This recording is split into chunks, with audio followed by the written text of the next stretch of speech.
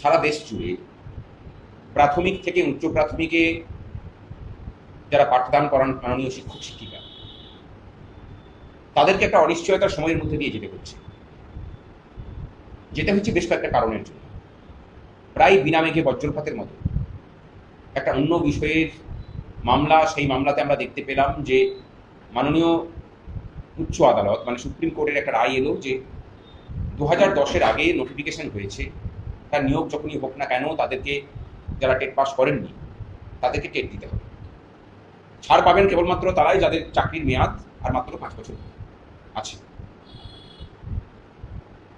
এই যে বিনা মেঘে বজ্রপাতের মতো একটা জায়গা এবং সেখান থেকে চাকরির নিরাপত্তাটা তুলে দেওয়া, এটা আমাদের কাছে মনে হয়েছে যে একটা সংবিধান বহির্ভূত একটা কাজের মতো। প্রথমত হচ্ছে যে সিভিল ল সেটাকে ওইভাবে রেট্রোস্পেক্টিভ এফেক্ট দিয়ে যদি প্রত্যেকটা ক্ষেত্রে এরকম দেওয়া হতে থাকে, যে ধরনের ইমব্যালেন্স সমাজে তৈরি হবে ভবিষ্যতে, সেটার পক্ষে প্রত্যেকের জীবন ব্যতিব্যস্ত হওয়ার একটা সম্ভাবনা তৈরি থাকবে। আমরা সেটাকে নিয়ে রিভিউ করি, দুর্ভাগ্যবশত সেই রিভিউ খারিজ হয়। কেবলমাত্র যেটা ছিল যে 2 বছরের মধ্যে দায়দান তাদেরকে পাস করতে হবে সমস্ত শিক্ষক শিক্ষিকাদেরকে টেট, না হলে পরে চাকরি চলে যাবে, সেটা বেড়ে 3 বছর হয়। বর্তমানে 31শে অগাস্ট 2028 সাল, তার মধ্যে দেশের সহ রাজ্যের প্রত্যেক প্রাথমিক এবং উচ্চ প্রাথমিকে পাঠদান করছেন যেসব সম্মানীয় শিক্ষক শিক্ষিকা, তাদেরকে টেট পাস করতে হবে। গোটা দেশ জুড়ে বিভিন্নভাবে আন্দোলন চলছে। আমরা West United primary teachers welfare অ্যাসোসিয়েশনের পক্ষ থেকে কলকাতায় মিছিল করেছি, সে সুবিশাল মিছিল আপনারা দেখেছেন। ডেপুটেশন দেওয়া, দিল্লিতে এআইপিটিএফ এর ব্যানারে আমাদের প্রায় 350 লোকজন নিয়ে গিয়ে পরে অবস্থান বিক্ষোভ করা, আমরা সমস্ত কিছু করেছি। তারপরে নির্বাচন গেছে, নির্বাচনের প্রাককালে কেন্দ্রীয় শিক্ষামন্ত্রী এসে এখানে বলে গিয়েছিলেন যে সরকার বদলে দিন, আপনার এই বিষয়টাকে ঠিক সমাধান করে নেব।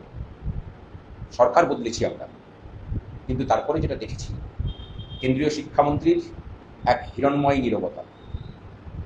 আমরা কয়েকদিন আগে দেখেছি একটা সর্বভারতীয় সংগঠন, তারা নাকি দেখা করতে গিয়েছিলেন, সেখানে টেট বিষয়ে কোন প্রতিশ্রুতি তারা দিয়েছেন আমরা জানি না। অনেকে ভাবছেন যে রিভিউ চলে গেছে, তাহলে কোথাও কিছু বাকি নেই। আমরা বলছি আছে, যেটার প্রয়োজন। আমাদের রাজ্যে পূর্ববর্তী সরকারের দিয়ে দেওয়ার ক্ষেত্রে যে প্রধান প্রতিবন্ধকতা ছিল তাদের সদিচ্ছা, এক্ষেত্রেও আমরা সেটাই দেখতে পাচ্ছি, সদিচ্ছার অভাব। যদি সদিচ্ছা থাকতো তাহলে কেন্দ্রীয় শিক্ষা দপ্তর এবং এনসিটির পক্ষ থেকে এই আইনটা যে ঠিকমতো ব্যাখ্যা হয়নি বা কোন উদ্দেশ্যে এই আইনকে প্রণয়ন করা হয়েছিল সেটাকে নিয়ে নতুন করে রিভিউ হতে পারে, বা মামলাটাকে ওপেন কোর্টে নিয়ে আসার একটা আবেদন তারা করতে পারেন। এটা আইনগত জায়গা থেকেই কিন্তু হচ্ছে। এরই সাথে আরো অন্যান্য রাস্তাও খোলা আছে। আমরা সেগুলোকে নিয়ে আলোচনার জন্য এনসিটিকে আমরা চিঠি দিয়েছি। আমরা দেখি যে কবে তারা বসার মতো অবকাশ পান। কিন্তু তারই মধ্যবর্তী সময়ে এই রাজ্যে আমরা আন্দোলনে ডাক দিয়েছি এবং সেই আন্দোলনে বিভিন্ন রাজ্যের প্রাথমিক শিক্ষক সংগঠনের যারা নেতৃত্ব আছে তারা আসার বিষয়ে কথা দিয়েছে। অন্য জায়গা থেকে নেতৃত্বরা আসবেন, কিন্তু আমাদের রাজ্যে ওই দিন শিক্ষক শিক্ষিকারা পথে নামবেন কিনা সেটা কিন্তু একটা বড় প্রশ্ন। আগে যে ভয়ের পরিবেশের কথা বলতেন, যে ভয়ের কারণে নাকি আপনারা আসতে পারেন না, যোগ দিতে পারেন না, এখন সেই ভয়ের পরিবেশ কিন্তু মুক্ত হয়েছে পশ্চিমবঙ্গে। সুতরাং অজুহাতের একটা হাত আপনাদের থেকে চলে গেছে। আমরা আশা করছি আগামী 13 তারিখ West United primary teachers welfare অ্যাসোসিয়েশনের পক্ষ থেকে যে আন্দোলনে ডাক দেওয়া হয়েছে, সেই আন্দোলনে দলমত নির্বিশেষে আপনারা সকলে সামিল হন। আমরা এর মধ্যে দিয়ে সমস্ত সংগঠনের সদস্যা সকলকে আমন্ত্রণ জানাচ্ছি যে আসুন, অংশগ্রহণ করুন।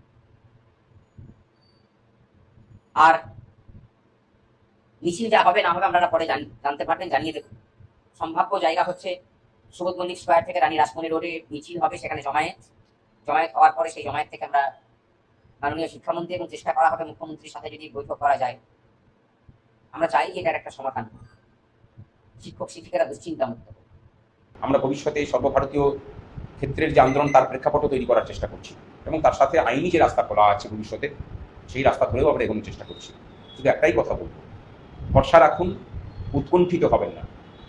আমরা ঐক্যবদ্ধ, আমাদের যে লড়াই, আন্দোলন এবং প্রতিবাদ, সেই প্রতিবাদ জয়ী হবে। টেটের যে দুর্ভাবনা, সেখান থেকে আমরা সকলকে মুক্ত করতে পারব।